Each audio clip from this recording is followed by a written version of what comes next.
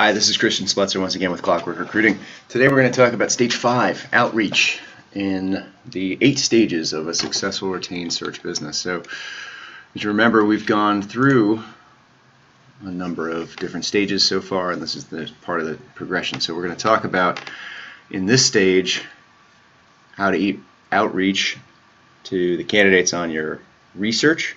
We've gone through stage 4. We're going to learn how to go through and identify those candidates that are qualified, interested, and available. And we're going to make sure that we create a repeatable, efficient process of outreach, all of which should culminate in materials that can be helpful to the partner who's doing the assessment of the candidates ultimately presented to the clients for interview. So, as you remember, we break down search business, the retained search business, into 8 stages. This is stage 5, outreach, and the primary purpose of this stage is to attract qualified, interested, and available candidates. People tend to focus on this part of the recruiting process. It is but one piece of this overarching process. And this is obviously a very important piece. This is how you get conversations going. But important to remember where this fits into the overall process of recruiting and placing candidates. So this piece particularly is like sales. If you think about recruiting like sales, you are taking the research that your research team has built, and that is your qualified list of leads. These are the people that are a good fit, at least on paper, for the job that you are trying to fill. Just like a salesperson will have a lead list of people to call because they'll be interested in the product or service that you're selling, you have a list of candidates or potential candidates that research is serviced, and the job of the recruiter is to get them talking, start selling. So when we think about how do you get them talking, particularly of late, to differentiate yourself from all the other noise that your candidates likely get in their inbox and voicemails and text, you have to make sure that whatever outreach you do is very personal. You can't just take a templatized approach to the retained search business. This universe of candidates that you are trying to attract is a passive candidate list. These are people who are gainfully employed. These are not applicants. You do not have an applicant tracking system. People do not come in and spam their resumes to you for their jobs. In the retained search business, the likelihood of you placing someone who sends you an unsolicited resume is very low. It may happen, but it's low. It's different from contingency. It's different from staffing. It's different from the company that posts something on their website. You are placing high-level senior executives in coveted roles, and you are engaging in 3 to 4 month engagements to place those people. So you are looking for that passive candidate, someone who's gainfully employed and doing very well at their job. So in order to get that conversation with that busy executive, you have to make sure that they want to talk to you. And how do you do that? You got to figure out what it is that they need to know from you that is going to start the conversation. If you take a templatized approach across all of your searches, across all the candidates on one particular project, they're going to see that you're using a template, and they're going to ignore it. Maybe some of them do return your calls or respond to your emails, but it's probably going to be a lower percentage than if you take a targeted approach. Seems obvious, but in today's world, we're very busy. We want to get through our day and feel like we're doing it efficiently, and it's very tempting to come up with a templatized approach. Sometimes that works, sometimes it doesn't. Most times it doesn't in the retained search space. So make sure that you are truthfully assessing where you think your candidates are going to respond to your outreach, and don't take shortcuts because it'll overall impede the process. So engaging candidates, you've got to build credibility, because what you are asking them to do is engage with you and tell you what it is that they're interested in. What are their hopes and dreams in their career? In order to do that, you cannot come off salesy. I know I said recruiting is like sales, but it's very important that you come off as a consultant. You need to have that conversation. You need to build that trust, that credibility, and you need to get them talking, because you need to make sure that you're doing whatever it takes to start that conversation through any combination of email, phone, and text, but you got to do it in a way that doesn't come off as noise. You need to figure out what it is that's going to get them talking. Now, you could talk about their experience, you could talk about their background and where they went to school, you could talk about an article that they published or what have you. But do your research first. Take the extra minute or two to differentiate yourself from the noise that's in their inbox and make it feel natural and comfortable, right? Don't be too eager to get off the phone. Take the time. This is a low volume game, even though it feels like it's high volume. So we're talking about creating a process of outreach. You are picking up where research left off. Going through this as part of the 8 stages, research preceded outreach. Research should have identified people qualified, at least on paper, against the job spec.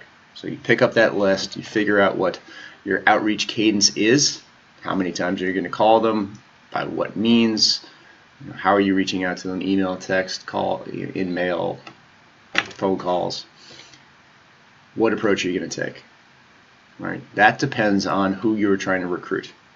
Recruiting for a sales manager may be different from recruiting a board member for a Fortune 100 company. You need to make that call. You need to look at it. What do you think as a seasoned professional is going to get them to respond to your outreach?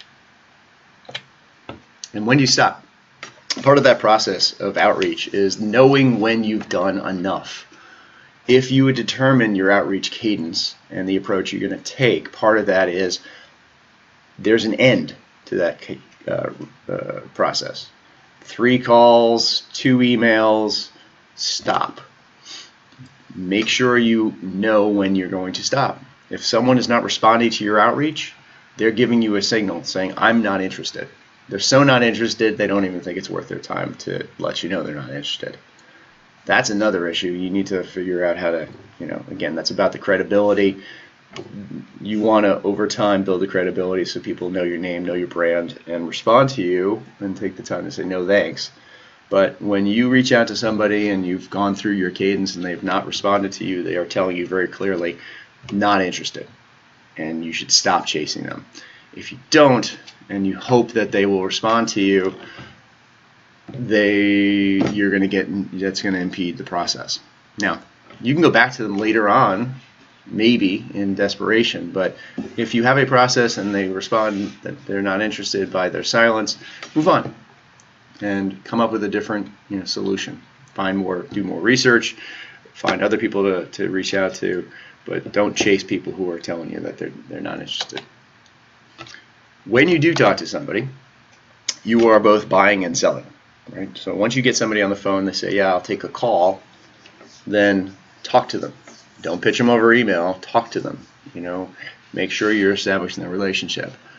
What you are doing is selling them on the opportunity. Here's what we're offering. But you're also buying. Where are they? What are they looking for? What's beyond the black and white of their profile? What soft skills can you identify? What can you clear up that's not clear based off of the research that's you've had done? So make sure that you're gathering that information, you're documenting as you go. Tell them what's interesting about the position, how it marries to their interests, and determine if they truly meet your client's standards and needs for the role. So in order to qualify the candidate, you got to ask the right questions. Qualified. How do they measure up against the job spec, the hard requirements? That seems pretty straightforward. Have your job spec. Make sure that you are measuring your questions against that. Once you've done that, gauge their interest. Are they interested in the role? That should be easy. You can ask the question. Is this something you're interested in? Yes, I'm interested. Here's something that may not seem so obvious. Are they available? Is the timing right for them so that they can move forward? They may be interested, but they're locked up. They can't move. Kids are in school. They've got an end of year bonus that they're waiting for. So make sure you ask that question. So QIA, qualified, interested, and available. Qualified against a spec, interested in the opportunity, and they are available to make a move in the relatively near future. As you are having these conversations or meetings, make sure you're documenting everything. You can templatize the screening process by using the job spec. You've got the hard requirements, you've got the qualifications in that job spec that you built with your client in the strategy part of your process. Each candidate report should refer back, if not, show in totality the requirements part of your job spec and how the candidate measures up against it. That is building the foundation upon which your partner will be set up for in the assessment stage if you choose to move this candidate forward after presenting them initially to the client for a quick overview. So everything that you're doing, again, is progressive. You're building this process, you've templatized it, you've built the collateral, you're saving it. Hopefully you've got an application or a database or a way of managing your project where you're capturing this information on the project and on the candidate. But make sure you're documenting all of this great information.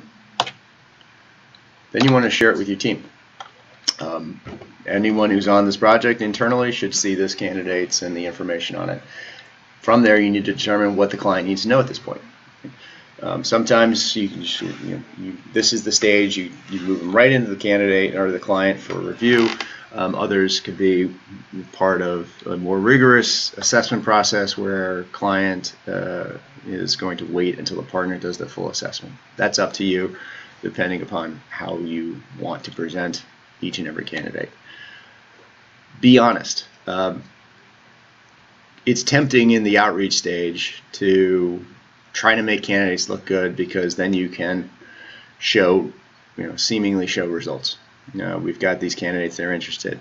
If you are holding anything back, it will come up at some point, and it is better to for it to show up in the very beginning of the process to allow the client to make a judgment call before they've invested too much time and effort, versus it coming up later in the client interview process or the partner assessment process, and that will look bad because it'll be more invested, more expectations. Whatever it is that comes up, make sure that you are documenting it, make sure you're presenting it, and make sure you're honest. Be an expert. So this is where you get to be consultative. You know what the client's looking for because you've listened, you've documented it, you've gotten that feedback along the way.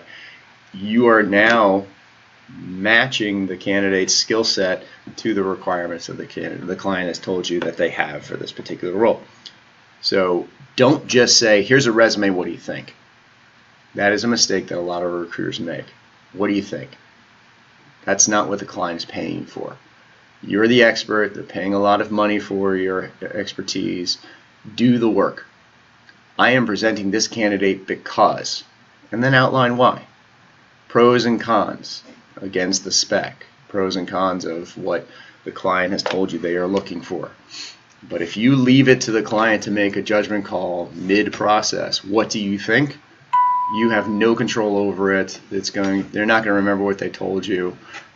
It's going to be, and they're going to resent you for making them do the work that they expect you to do. So make sure you present yourself as an expert by doing a little bit of analysis right up front. And that involves identifying the pros and cons, right? What's good about this candidate, and what are the potential drawbacks? Then, once you've presented that, make your recommendation. Does this candidate move forward or not? Right? Ultimately, it's the client's choice, but you say, I recommend that we do this. You leave the door open for them to say no or disagree, but again, being a consultant is presenting options and the rationale for your recommendation. So make sure you go through that when you're presenting each and every candidate.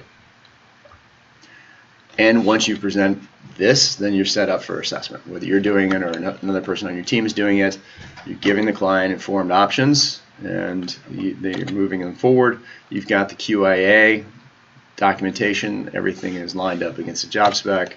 You're providing that consultative info and recommendation to your client, and you are keeping the candidates informed every step of the way. This is important because once you've presented someone to a client, candidates are waiting. If you engage a candidate and you ghost them because the client says no or there's something else going on, you got to keep your candidates apprised of what's going on, even if the answer is sorry, we're not moving forward. Many recruiters are afraid to deliver that message, so they don't. And ultimately, this goes back to that credibility piece. You want to establish relationships with your candidates, not just on the projects you're working on, but for future projects. On each project, you only place one candidate, but you talk to tens, if not more than hundreds. If you're talking to hundreds, it might be a lot, but make sure you're maintaining the relationships with the people you talk to, and you're honest with them about where they stand. And they will appreciate that, and then when you call them on the next project, they will remember how you made them feel. Did you make them feel like they were professional, that you were treating them well, or did you not get back to them, not treat them professionally, and you're only coming to them because it suits you? Totally different dynamic. You want long-standing relationships with the people you work with. You want people, candidates you talk to say good things about you in the market. Treat them well, treat them with respect, and get back to them. So outreach is about connecting with people and making sure that they are a good fit beyond just what's on their profile and resume. And that is about, the only way you can do that is really getting to know them by talking to them. So don't rely too heavily on a automated process, because you'll come off as someone who is taking shortcuts, and that's not the reputation you're trying to build in the retained search space. Get back to your candidates, present yourself as an expert to your clients, make good decisions, be a true professional, and it'll pay off on the individual project you're working on and in the future as you're building your firm. If you have any questions about this or any part of the recruiting process, or if you want to learn about how to use a product that's going to help you in each and every stage of the retained search process, go to clockworkrecruiting.com. We've got a lot of information about what we offer and the product and services that we think can help your business. Thanks.